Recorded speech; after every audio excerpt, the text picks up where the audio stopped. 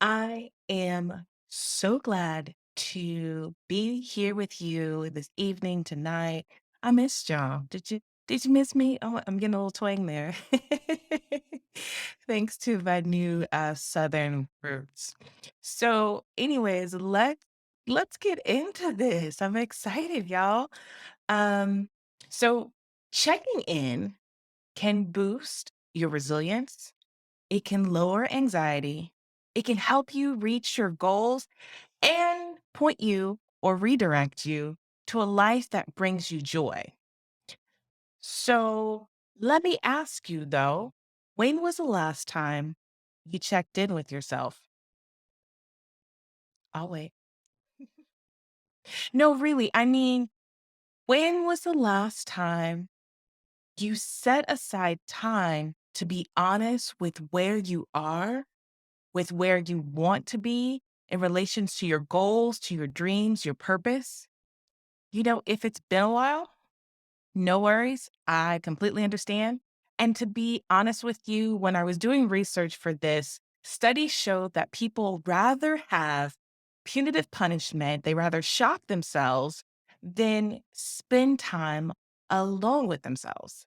Now, on one hand, my rational brain is like, wait, hold up. Let me reread this again. This makes no sense whatsoever. But when I think about what I've been learning since I have been diving off the deep end and learning more about childhood trauma and just trauma in general, you know what? It makes a lot of sense. I get it. I understand why people rather be shocked, they rather have punishment than spend time with themselves. So, today we're going to talk about why it's important to check in with yourself. And I'm going to give you some questions to help you get started today, right now, this evening. It could be you. So, for those of you who do not know me, I'm Erica Trammell. I'm also known as the Mindfulness Mistress on Instagram. I consult with organizations on trauma informed mindfulness practices, as well as coach individuals who feel stuck, who feel limited, who feel disconnected, whether it's mentally, physically, emotionally, or energetically. I help them get back their childlike passion for life. Like, this is what we're here for. One of my affirmations is we are here, or I am here to live life to the fullest. So I want to take advantage of everything that has been made available to me right now. I don't want to waste any opportunity. I want to experience it all in its fullness, both good and less than good. I won't say bad. And you might be asking yourself, well, Erica, what does that look like? So I really help people pick up their purpose. I help them connect, reconnect with their purpose. I help them uncover a reality that maybe they thought they had lost or was gone. And a lot of times that could be as simple as just living authentically, being who you are, loving intently, loving with your whole heart, your passion, everything that you have, and moving purposefully, right? We are all here on this earth to make an impact. What is your impact? How are you doing that? And if ever I can be of help, you know how to find me. So let's talk about what happens when you don't take your car in for regular maintenance.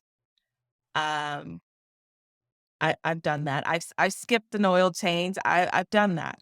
You end up generally right with a larger issue down the road. So something like that, which only would have taken you maybe a few moments, 30 minutes, whatever, to check in on, now becomes a much larger problem in your life. And it will eat up your time. It will eat up your energy. We know that, especially when you have car problems. It will eat up your finances. And sometimes it eats up so much more. There are some of us who do not have the ability to just call out of work for the day to deal with a car issue. So check ins are just like our physical exercise. To get the most benefit from them, we've got to do them regularly. And these skills are best when we practice them when we are not in an existential crisis. And if you practice it regularly, what happens is you'll be able to better manage your life when you are in that existential crisis or when you're having um, problems or dealing with more challenges that life has to throw at you. We all have regular checkups. You know, you go to your yearly physical exam. Some of us go to 6 month dentist appointment, no judgment here, car maintenance, finance goals. So you see where I'm going with all this, right? And sometimes, unfortunately, life forces us to check in with big life events. This could be a layoff. This could be a divorce. This could be a death, a separation. These critical points often inspire us to evaluate our headspace, our life path, our relationships, where we're going, our jobs, our careers, all of these things. And it's unfortunate that some people only use these critical events to check in on their lives, where they are going, and measure to where they want to go, where they are in actuality. So, regularly pausing to acknowledge your thoughts, your actions, your belief, and goals actually have science backed payoff. Like I mentioned earlier at the beginning, checking in helps you boost your mental health. It can improve relationships, it can improve your finances, it can increase and improve your business. Taking time to check in on how you're doing on how you're doing internally is a critical step in achieving the impact you are in the process of making and the life that you are creating, the life that you want. So, what's going on? Why is this problem, America? Why do I need to check in? Well, I'm glad you asked. Checking in on ourselves, if not modeled or taught, I gotta bring back that childhood. I gotta bring it back in. If not modeled or taught, is not something that we prioritize as being an essential part to a happy and healthy lifestyle. Now, I honestly can count on one hand, I probably don't even need one hand, the number of times that I saw my mom give herself a timeout. And being that she was a single parent, I'm sure she needed plenty of timeouts. So, therefore, checking in for me wasn't something that I saw modeled, and it definitely wasn't something that I saw taught. It was something that I had to learn as I am on my reparenting journey. I had to learn how to check in with myself. Now, I want to take this a little bit deeper. Remember, I mentioned that I understood why the studies suggested that people prefer pain and punishment over spending time with themselves. Well, let's talk about this. And so like I mentioned, I really want to dig into this and give you an understanding of childhood trauma and its impacts on our life. The more I am able to see the correlations and help my clients identify and correct what no longer serves them, the more joy I get, and I also get to learn about myself, and it's a beauty to see that unfold. So I want you to imagine that you are a child, and in your childhood, let's say you're 3, 4 years old, um, we all have needs. Children have needs. And as you're a child, you did not get your emotional needs met. And so let's say you attempted to voice this. Maybe it's you're 5, 6 later, you actually voice, Mommy, Daddy, I need this. And you were scolded for doing so. Or you were taught or shown that your needs were not important, nor they didn't matter. Okay. So we have that concept, right? So let's fast forward. Now you're an adult, and maybe how this shows up in your life is you're not able to stand up for yourself. You're not able to use your voice to express your needs. Possibly you are a people pleaser. You might have a hard time communicating your emotions, and the thought of checking in terrifies you. Checking in means that you actually have to know and communicate your needs. You have to be honest with yourself what your needs are. And if you are bound by your past patterns that reinforce that your needs did not matter, then checking in is likely to be a trigger to you. So, this is just one of the many examples of how your upbringing creates these patterns that you are still living today. So I really wanted to stress that and hit home, and you probably, as I laid that example out for you, probably thinking of more patterns in your life where you can start to relay that back to childhood. And some of us, when we think of childhood, we may not instantly gravitate to what it is that we didn't get or didn't get, but it starts with your awareness now. What are your patterns now? And then ask yourself how that showed up in my childhood, and you'll be very surprised at what comes up for you. So checking in with yourself, it takes awareness. It also takes being intentional. It takes intentionality and patience. For those of us who are uncovering the layers of trauma, who are reparenting ourselves, we have to be patient when it comes to developing a habit of checking in with ourselves. There is another study I like to quote fairly often. And so I will say it now because I think it's pertinent to what we're talking about. So for those of us who are over 35, ooh, I'll raise my hand. For those of us who are over 35, 95% of what we are doing is running on past conditioning. So I want you to think about this. And this means that everything we are doing is a response to a stimuli that we learned when we were younger. So just like I've brought up the incident, like if you were a child and your emotional needs aren't met, how you now bring that into your now moment, how you now bring your past into your now, and you will continue to bring it into your future unless you change it. That's what that's saying. 95% of what we are doing is based on the past. So that means we are no longer operating on the facts that are before us. We are just we are reusing yesterday's hurt to solve today's problems. And by creating a routine of checking in with your authentic self, you are able to interrupt this automatic past response and create new neural pathways. You're able to create new patterns and choose differently and choose consciously. That 95% that we're running on, that's unconscious patterns. That's unconscious behavior. So now when you check in on yourself, you're able to give yourself the space and time to act or respond appropriately, to choose differently, to actually align your actions, your thoughts, and beliefs with what it is you actually want. So, to top all of this off, right? I've laid the foundation for conditioning. And so, like, to add on to this, like I said, to top all this off, with the multitudes of obligations and other people's priorities, they pull us further and further away from our purpose. And usually, before we know it, life has passed us by, and we've spent the majority of our lives living for others and living up to their expectations of who we should be in their eyes.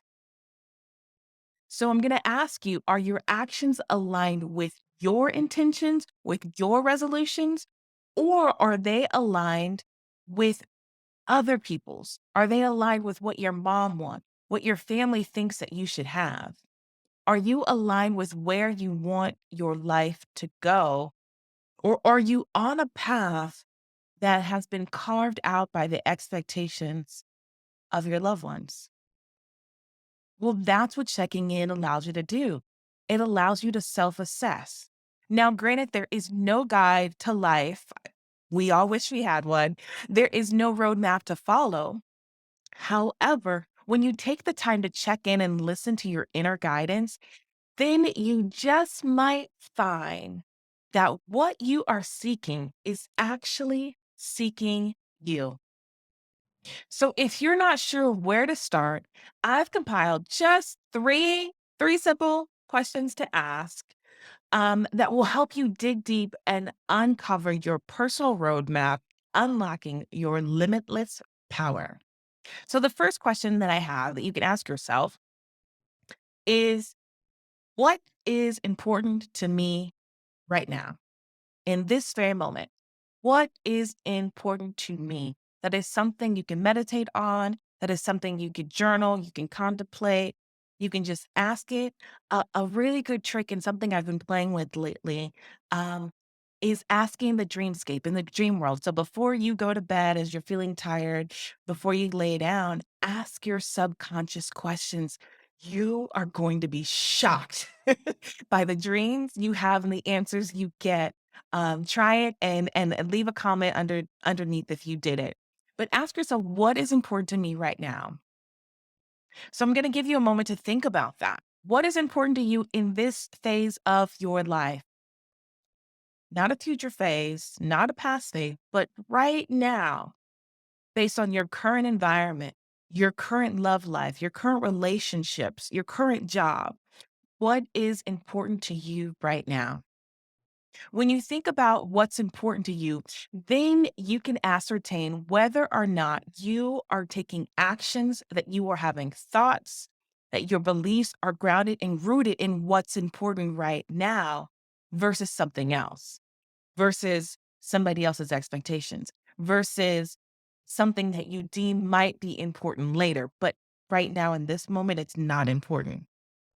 So you can see if you are moving closer or further away from your goals. We all set goals that we want to achieve in life, but how do you expect to get there if you aren't assessing along the way? What are you using to measure your progress?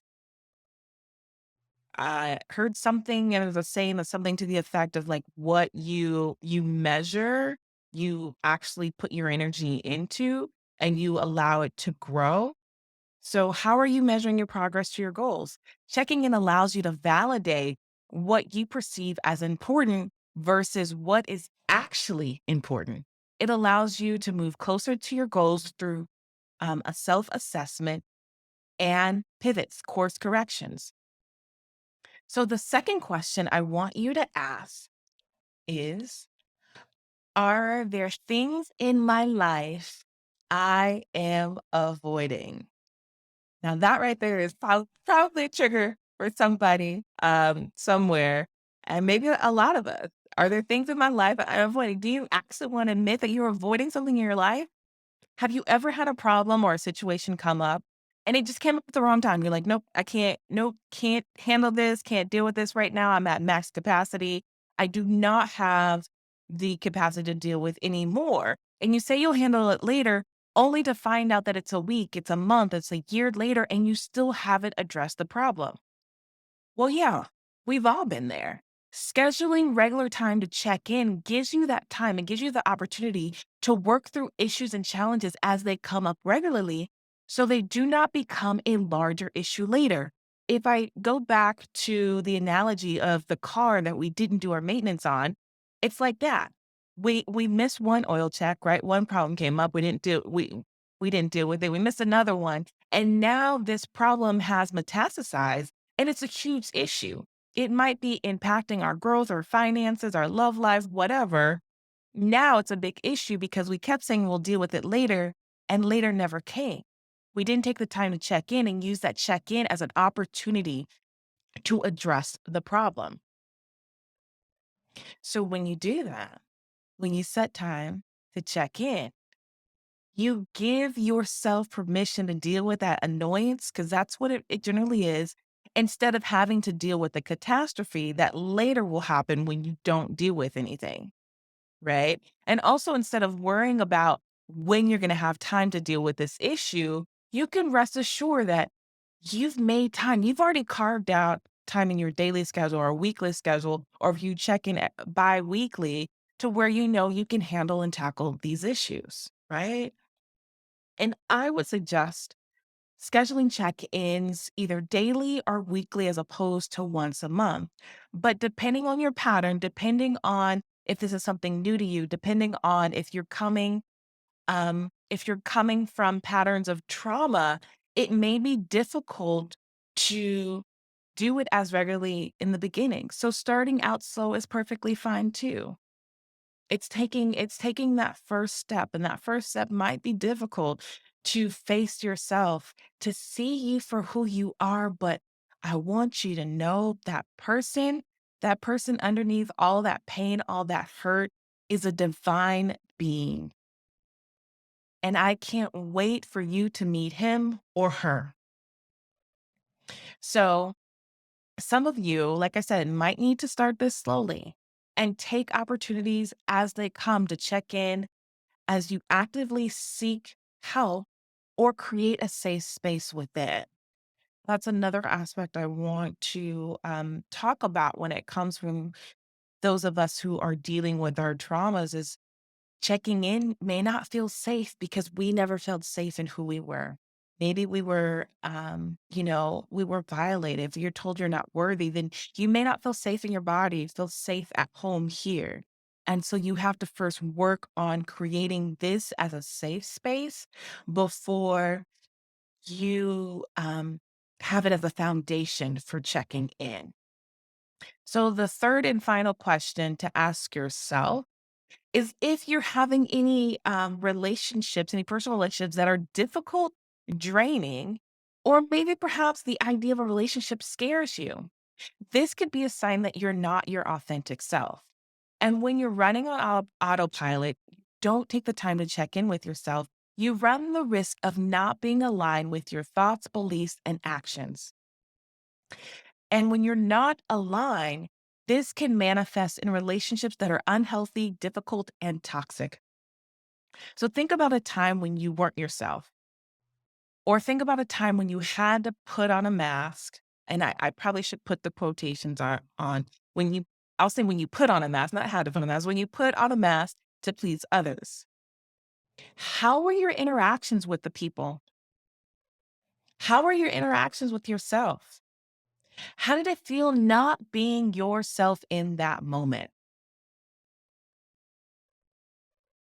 Now imagine living life behind that mask 24/7.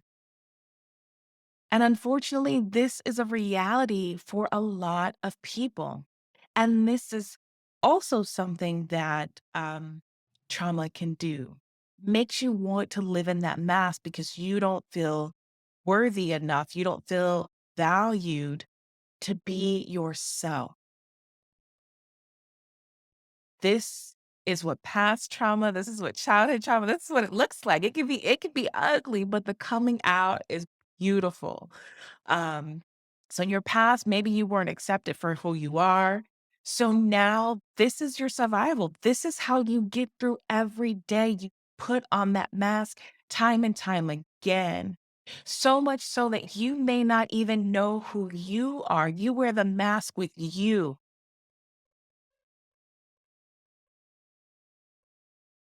So I want you to understand the importance of checking in with you, breaking apart pieces of that mask, of that facade, of that costume, starting to love you and accept yourself and forgive yourself for the times when you had to do what was necessary to survive.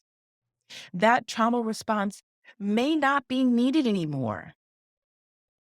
And by checking in with yourself, it helps you ascertain whether or not that response is still needed in your life, whether or not you can step up and ask for help and support.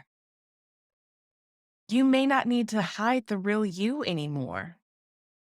And I can tell you that there are friends, there are family members, and there is a world that wants to see you in your authentic beauty, you in your authentic masculinity, but not the person that you're hiding behind the mask.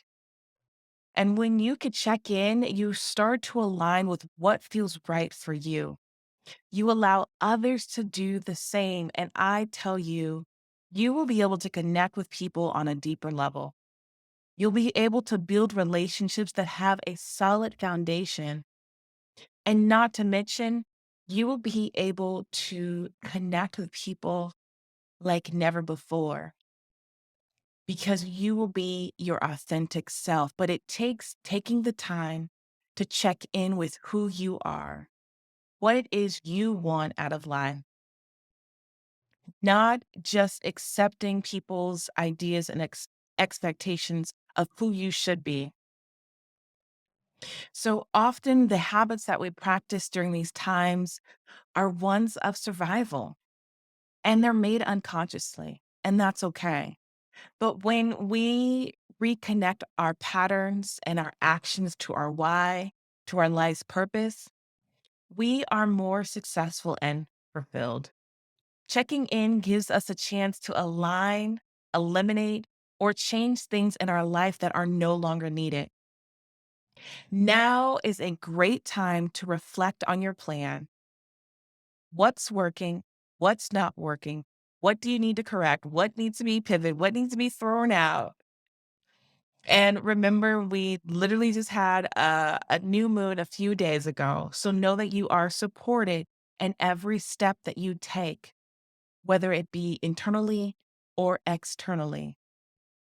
That the energy of this time right now will help propel you to an outcome, no matter how big or small the step you take. But checking in helps you identify the cause and effects and allows you to direct your life towards happiness. I would advise you to check in and ensure the steps that you are taking are to the outcome that you want and not just the one that you're settling on. I hope this was helpful. Again, it was great being with you. Thank you so much for watching.